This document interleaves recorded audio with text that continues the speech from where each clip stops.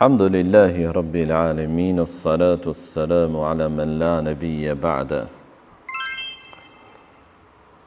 Jemi me librin e saktësimit të duas nga shejkhu i nderuar Allahu mëshiroft Bekar Abdullah Ebu Zeid.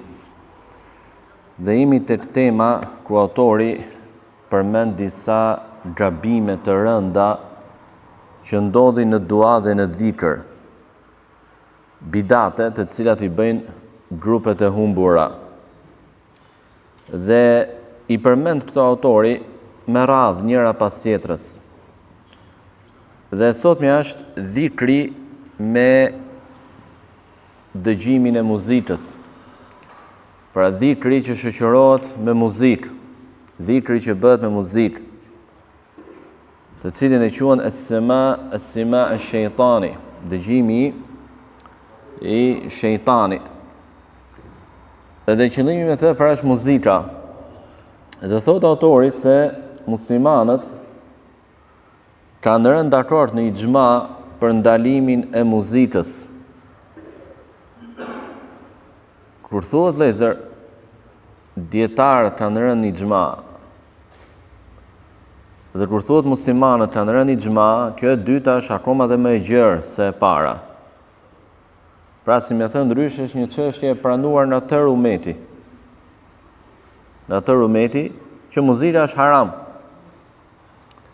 Që muzika është haram dhe çfarë shoqëron atë apo i përket asaj prej vetlave muzikore të dëfrimit. Dhe ixhma për të çështje kanë përcjellur disa dietar thot. Ndërta Ibnul Jauzi, jo Ibnul Qayyim al-Jauziyje, ky është tjetër, dhe ky tjetri Ibnul Jauzi është tjetër.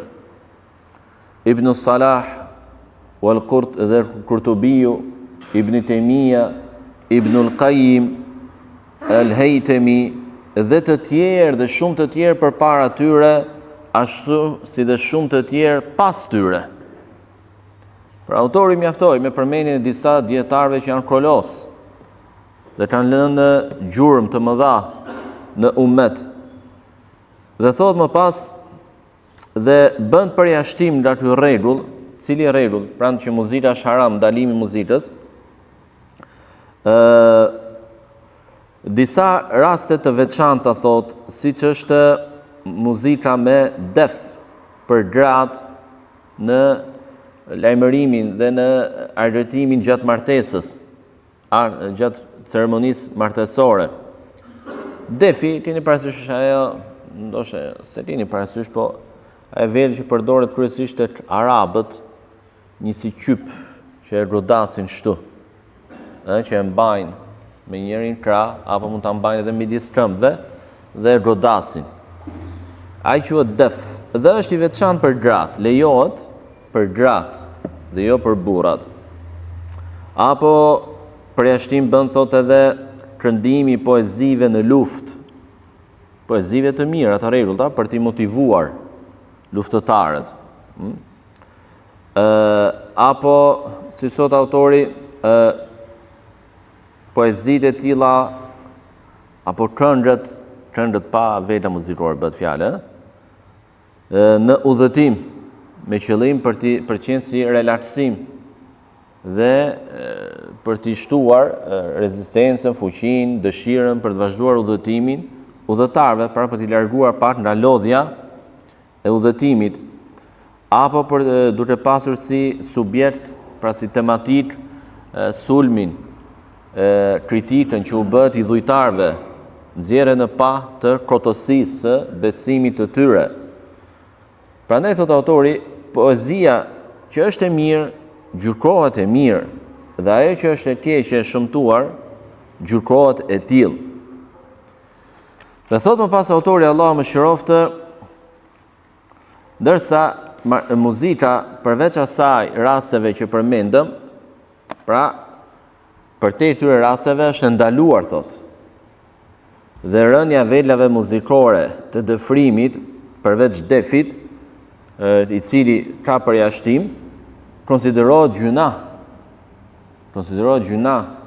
dhe shtelje e ligjeve fetare. Dhe për një çështje të tillë dietarët si më parë, por edhe më vonë kanë shkruar libra. Dhe thot më pas autori Allahu më shëroft, por njerëzit e tërkotës do të shpitnin dhe do të vinin me risi dhe me bidate në këtë umet me një gjë të tillë, me muzikën. Dhe çfarë shoqëron atë prej vedlave muzikore pra, duke konsideruar diçka të tillë si afrim tek Allahu dhe dhikr dhe adhurim për të, muzikën. Dhe thot më pas autori, dhe duke e justifikuar diçka të tillë, duke u përpjekur ta hieshojnë, ta zbukurojnë me shprehje të bukura, me qëllim për të mashtruar njerëzit, për t'i dhënë asaj një ngjyrim emocional, për t'i tërhequr njerëzit drejt saj, drejt të keqes e bidatit të tyre. Siç janë fjalët e tyre kur thonë, ne me këtë gjë kërkojmë që të na shtohet përmallimi për Allahun, të na forcohet perceptimi shpirtëror dhe të rritet aftësia për të dalluar të vërtetën.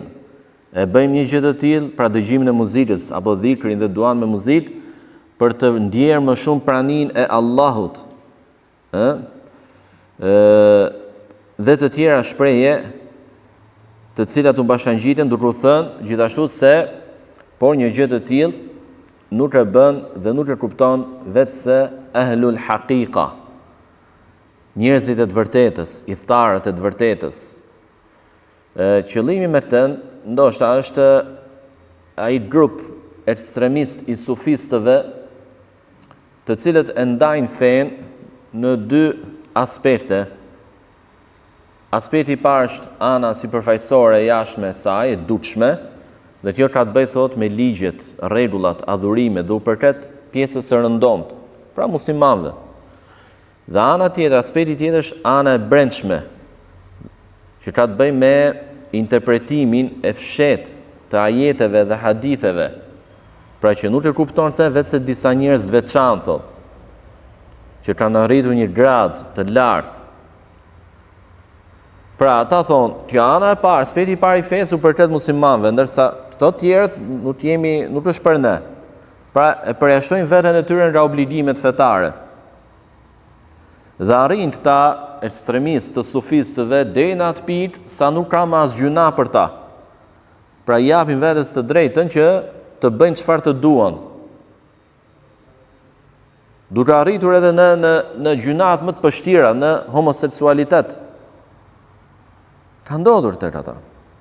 Në zina, dhe gjithë të e konsiderojnë si afrim tek Allahu, apo si përcjellje e një gjendje të mirë të imanit. Nga ky njeri i prishur tek ai me të cilin abuzohet në këtë mënyrë. Dhe janë njerëz të cilët pretendojnë se e din gajbin dhe din më shumë se profetët. Allahu na ruaj. Dhe thot autori më pas, Allahu më shiroftë, dhe muslimanët kanë rënë në ixhma, pra në dakordsi të plotë, se një gjë e tillë është nga teprimet dhe ekstremitetet më të këqija që bëhet në dhikr dhe në dua, është bidat, humbës, është vepër muharram, haram, e shëmtuar, që nuk i lejohet muslimanit të adhurojë Zotin e tij me të, është nga fitnet, është nga pasimi i egove, dëshirave të ndaluara, është nga shkatërimi i fesë, është nga gjërat që e pengojnë njeriu nga dhikri dhe duaja e ligjësuar. Dhe është kundërshtim që i bëhet shariatit të Allahut, dhe është gjunaf, kundërshtim që i bëhet të dërguarit të tij në atë që ai përcolli nga Zoti i tij, dhe është dalje nga shariati i tij i pastër.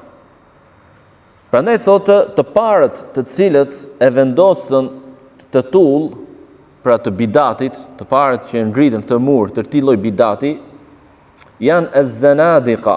Az-zanadiqa është një term që ka për qëllim pabesimtarët, munafikët, por ka për qëllim edhe ata të cilët janë të devijuar rënd, kanë devijime të rënda në fe, si xehmijet, mu'tazilet apo sufistët e tillë. Por ka për qëllim edhe ata njerëz të cilët e kanë përzier Islamin me rryma filozofike, zanadiqa. Pra është një epitet, një term që kur e përdorin dietarët e hershëm, kishin për qëllim këtë kategori të devijuarish rënd, që kanë devijuar rënd, bidatçin të mëdhenj, të rrezikshëm për komunitetin dhe shoqërinë islame. Janë këto pra të cilët e shpitën dhikrin apo i mveshën dhikrit muzik, duke i rënë, thot autori, duke i rënë vedlave prej lëkure, siç është darja, daullia, që i bie lëkurës për të nxjerrë tinguj ritmik. Edhe këtë gjë e quajtën at-taghbir. At-taghbir çfarë është? At-taghbir janë poezi me ritëm që këndohen nga dikush në prezencë të një xhamati dhe xhamati i bie daulleve apo i binin me shtrop tapetit apo gurve për të nxjerrë tinguj. Dhe të gjë e quanin dhikr. Të gjë e quanin dhikr, pra dhikr me ritëm muzikor. Dhe ka thënë Imam Shafi'i rahimahullah, që ka vdekur në vitin 204 të Hijrit, thot e lash Bagdatin, pra u largova nga Bagdati, dhe lash pas meje zanadiqa, pra ata të devijuar rënd, të cilët shpitën diçka që e quajnë at-taghbir, pra ajo që shpjeguam më parë, gjë me të cilën i pengojnë njerëzit nga Kur'ani. Gjë me të cilën i pengojnë njerëzit nga Kur'ani. Dhe kur u pyet Imam Ahmedi, Allah më shërof, që ka vdekur në vitin 241 të Hijrit, për diçka të tillë, tha bid'atun muhdath. Bidat i shpikur. Dhe dihet gjykimi i bidatit. Dhe një gjë të tillë, thot autori, ka thënë edhe shekhu i Imam Ahmedit, mësuesi i tij, Jezid ibn Harun, që ka vdekur në vitin 206 të Hijrit, ka thënë për të at-taghbir bid'atun dalalah, bidat humbës. Bidat që të çon vetëm në humbje. Por kjo gjë do të evolonte më pas, duke arritur një etapë të dytë.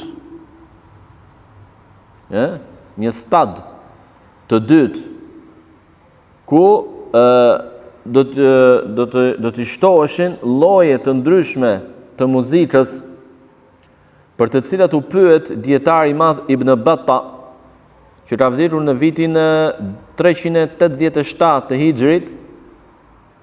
Ai u përgjigj duke e refuzuar diçka të tillë dhe duke e quajtur bidat humbës. Më pas do të arrinin në etapën e tretë të evolimit të tyre, pra që do ta shtonin të lloj dhikri me muzikë, ku përveç muzikës do të fillonin edhe kërcimin. Do të fillonin tani të kërcenin, të hidhnin valle, të fërshëllejnë, të duartrokasin, të shtojnë vedlat muzikore, si që është edhe daullia e qifutve, pra daullia veçantë që kanë pas përdorur qifutët, dhe të tjera vedla muzikore, duke spikatur tek ata këto gjëra. Adhurimi me anë të enashideve, ne i quajmë ilahi. Ai është qëllimi për to, enashideve. duke i marrë dhe ato si dhikra ditor, pra duke i përcaktuar, apo duke i bërë në një mënyrë të vazhdueshme si të jetë një dhikër që bëhet për shembull dhikri pas namazit, dhikri mëngjesit dhe mbrëmjes, dhikri para gjumit, dhikri kur hyn dhe kur del. Pra i dha një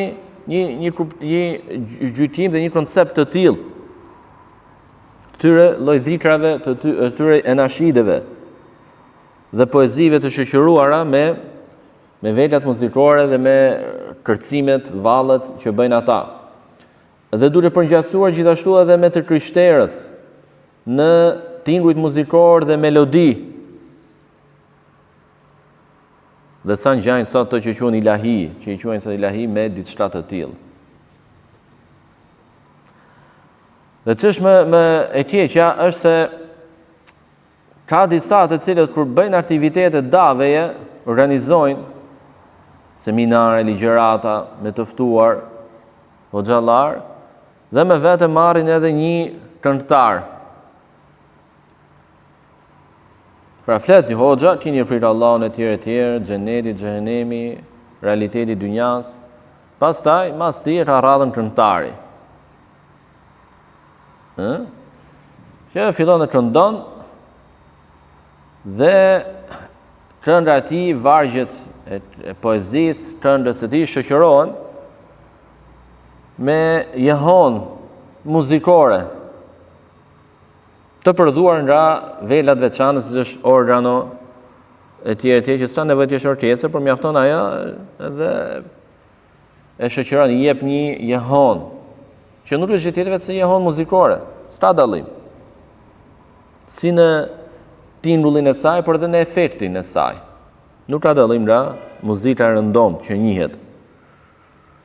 Apo në xhamia, këndimi këngëve të tilla në xhamia. Kjo është gabim i rënd.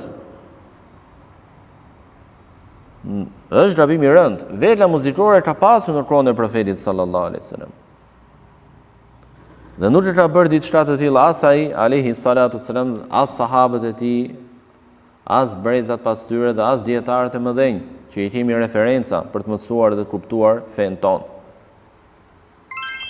Exagjerimi në çështje të tilla çon në hyrjen e këtyre bidateve që vijnë nga sufistët. Kjo është metodologji e sufistëve. Nuk është atyre që ndjekin në rrugën e Muhamedit alayhi salatu wassalam edhe sahabëve të tij. Ashtu siç kanë të krishterët këngë me të cilat adhurojnë Zotin, ata pretendojnë se pa adhurojnë Zotin, që kanë këngë të tjerë në meshat e tyre të tjerë. Në të njëjtën mënyrë apo të ngjashme të veprojnë edhe këta persona për të cilët flet, këta grupe për të cilët flet autori. Allahu më shiroft. Apo për ngjasimi me të krishterët thot, kur këndojnë, qoftë edhe dhikrat, qoftë edhe këto poezi dhe këngë të tilla, duke u lërkundur. Keni pa sufistët kur lërkunden?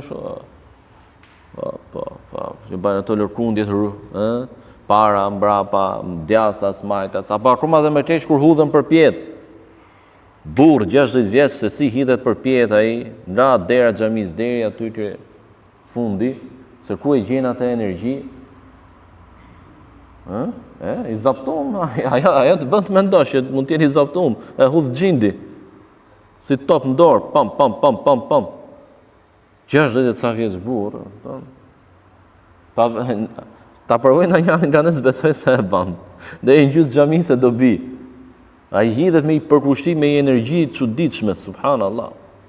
Apo i bin për qartë, bëjnë lloj tavafi, me atë shehun e tyre në mesene, me ato këngët e tyre, me ato thirrjet e tyre, fërshëllimat e tyre, britmat e tyre, duartrokitjet e tjerë të cilat i përmendi autori.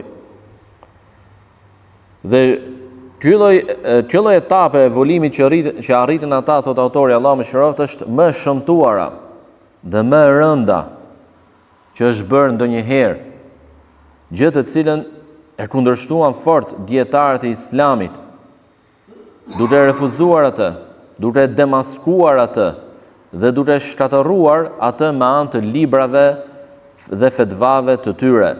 E në mënyrë të veçantë prej tyre thot mund përmendim dietarin e madh Ibn al-Jauzi me librin e tij Talbisul Iblis.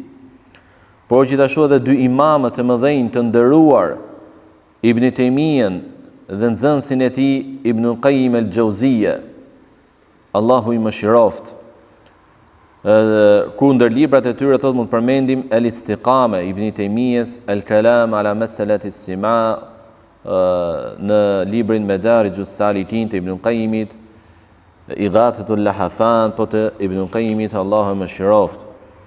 Dhe këto libra thot janë të botuar. Prandaj them, thot autori, Allahu i mëshiroft, se dhikri dhe duaja që bëhet me muzikë apo me një ritëm muzikor që shoqërohet, pra se mund bëhet edhe me anë të zërit, pra e bën dhikrin dhe duan duke i dhënë si sfond muzikor edhe me anë të zërit, e tjerë, apo këndimi, recitimi poezive duke i shoqëruar me vedlat muzikore, me fërshëllimën apo me përkuljet. Të gjitha këto janë nga bidatet e shëmtuara, nga veprat e urryera dhe nga tejtalimet dhe teprimet më të mëdha që bëhen në dhikr dhe në dua. Prandaj është detyrë për çdo kënd që ka rënë në një gabim të tillë që ta braktisë atë menjëherë dhe të mos ia lejojë vetes së tij që t'i bindet dëshirave, egoizmave të shejtanit, por sapo të shoh diçka të tillë, ta kundërshtoj, ta refuzoj dhe të distancohet prej saj. Dhe çdo kujt që Allahu i ka dhënë mundësi që të ketë autoritet dhe forcë mbi muslimanët, duhet t'i ndaloj, t'i pengroj gjëra të tilla dhe ta edukoj vepruesin e tillë. Prandaj thot autori më pas në mbyllje të temës së tij,